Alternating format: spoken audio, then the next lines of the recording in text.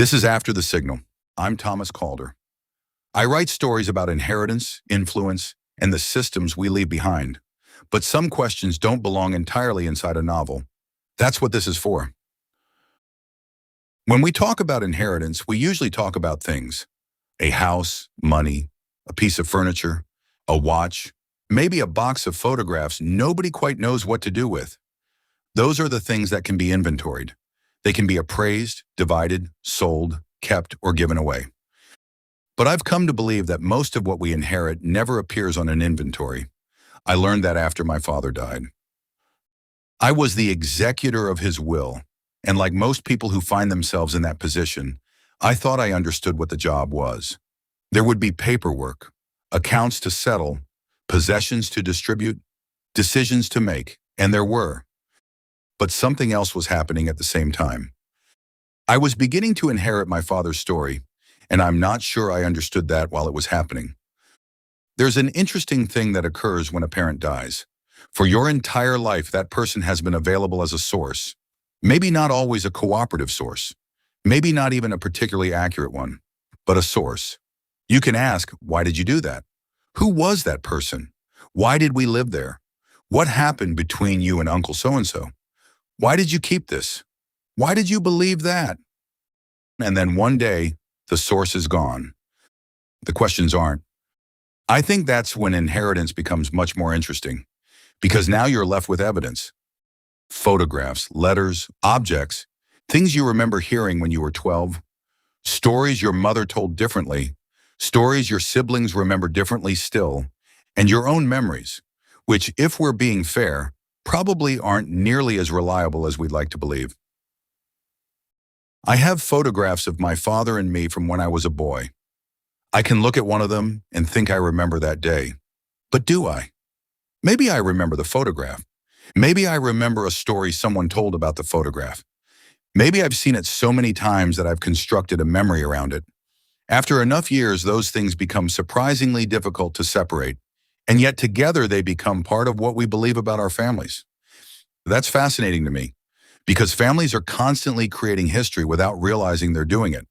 One person tells a story, someone else repeats it, certain details survive, others disappear. A motive gets assigned, a disagreement gets simplified. Eventually the story becomes, that's just what happened, but maybe it isn't. Maybe that's simply the version that survived. And here's where I think inheritance becomes a responsibility. Because eventually somebody becomes the keeper of that version. Sometimes intentionally, usually not. You become the person with the photographs, the person with the letters, the person who remembers the story, the person the next generation asks. And suddenly you're not merely remembering the past, you're transmitting it. That distinction matters. Because every time we transmit a story, we make choices. We decide which details matter. We decide what to leave out. We decide whether someone's mistake becomes the defining fact about them. We decide whether an old grievance deserves another generation of life. We decide whether something should be preserved exactly as we received it, or understood differently now that we know more. That's a kind of inheritance nobody talks much about, and it may be more consequential than the things listed in a will. When I began writing The Executor's Silence, I thought I was writing about a man who becomes executor of his father's estate and discovers that his father left behind more than he understood.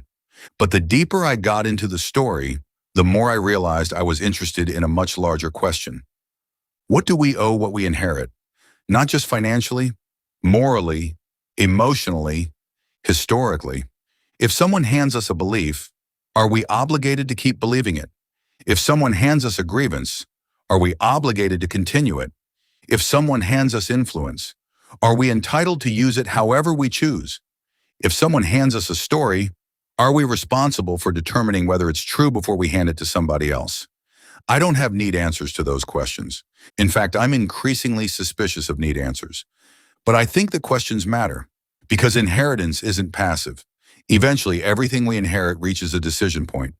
Keep it, change it, use it, question it, pass it forward, or let it end with us. My father left me things. Some of them I can hold in my hands.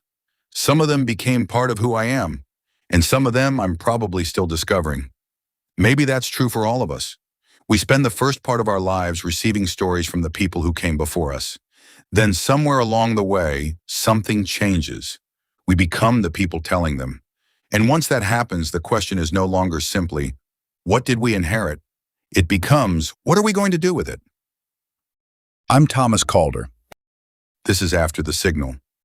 Until next time, pay attention to what remains.